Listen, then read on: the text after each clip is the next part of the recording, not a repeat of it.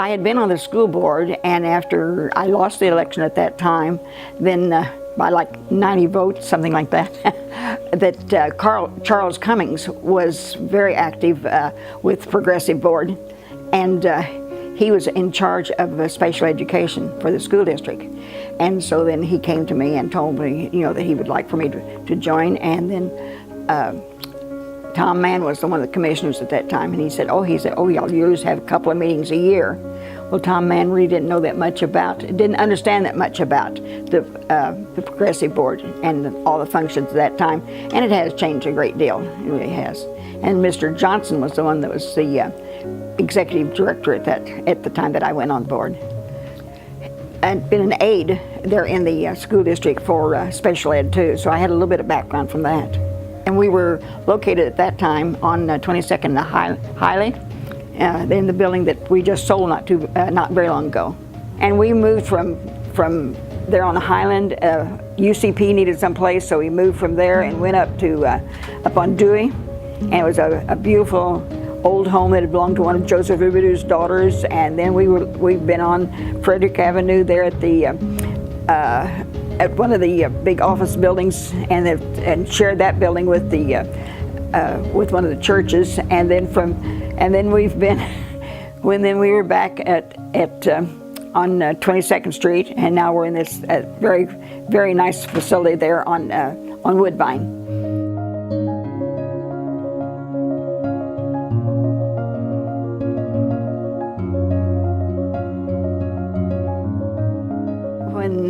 It was close to Christmas time then, that first year, and one of our individuals played the piano, and some of them had been together and had been practicing songs, and so they came to our meeting and they started to put on their little skit. They couldn't really sing, and of course I have a music background, and I thought, oh, I can't stay here, and I thought, yes, you will. You're not going to embarrass yourself. You will stay here because you're here to help these people, and they're enjoying it so much, and I will stay. And from then on, it's been a real joy with all the things that we've done.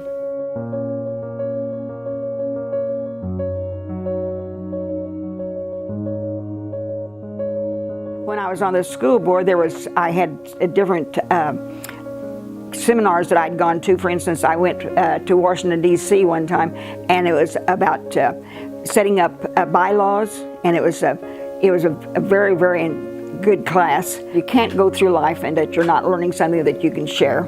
I still learn something new practically every time that I go.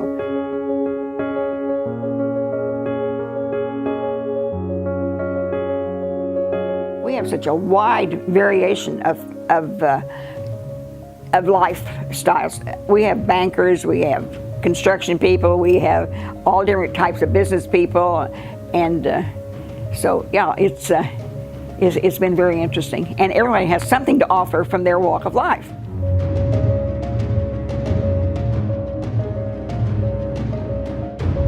People are so much more willing to talk about their family that are receiving the services, and people don't hide their individuals anymore, and they bring them out and they actually see what is available.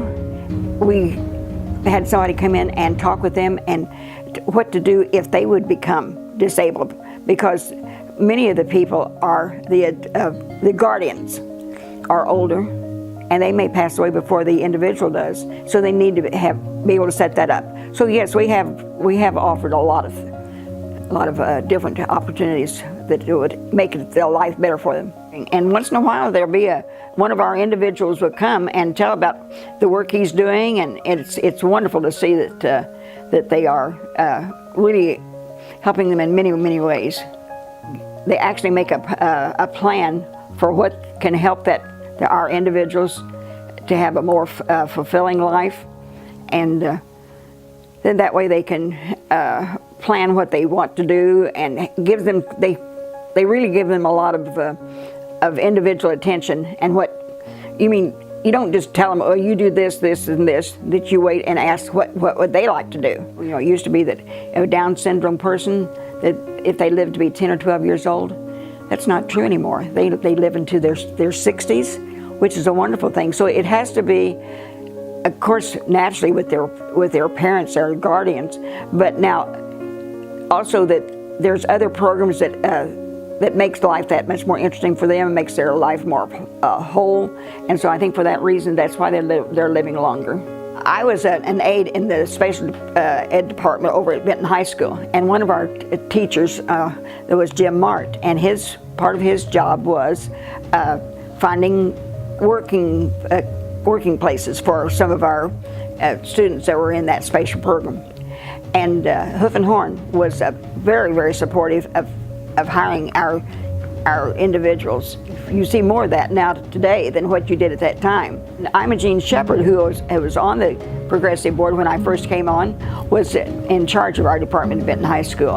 And so she saw the need that they had too. I saw those teachers teach them not only along with the books and so on, but they also taught them life skills. Thank goodness that we have an agency that they can turn to